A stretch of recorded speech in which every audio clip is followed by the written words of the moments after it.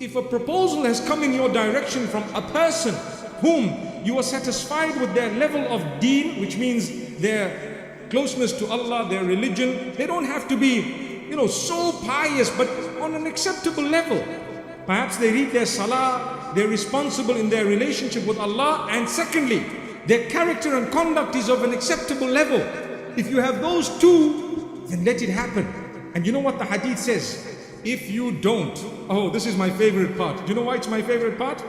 We say it, we repeat it, and we see parents do exactly the opposite and face the same consequences mentioned by the Prophet ﷺ, and they blame everyone else. So the hadith says, if good character came to you with decent deen. Now what does good character mean? You need a responsible guy, responsible person.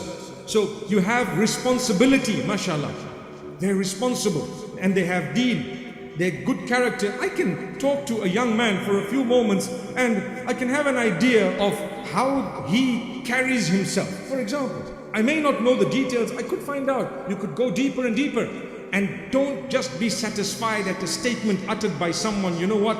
Yeah, this guy is like that. No, sometimes they have ulterior motives. I've known of many cases of people whom the parent asks one of their relatives, a brother or some sister or someone, but my daughter is interested in this guy. And they say, no, he's on drugs. But you know what? He's not. So why did they say that? Because they were eyeing out the same child for their daughter. Subhanallah, wow. It's a reality. You may not like what I just said. There are some from amongst you who are really, really in that situation. Subhanallah. Where people just come and say nasty things. They've said it about me and about you. Anything they can say. This guy is like this guy promotes violence, he hatred, and you know it's not true. It's absolutely false. But why do they say it? Because of some weakness they have. You need to help them. The problem is you've just destroyed someone's life by lying. You speak the truth. If you don't know, say, look, I really don't know.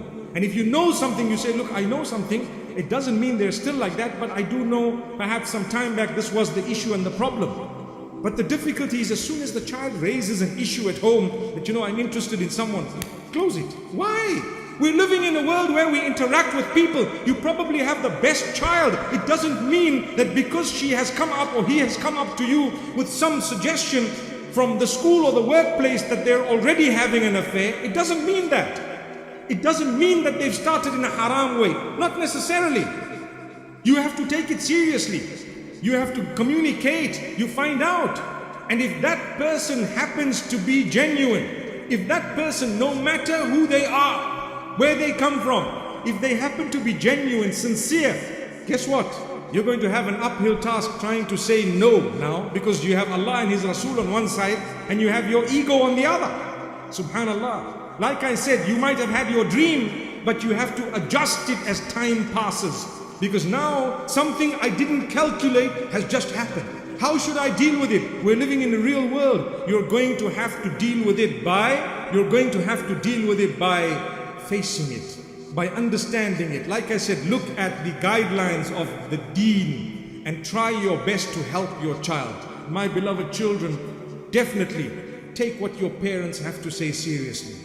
And if they don't listen to you at all, try again and keep trying.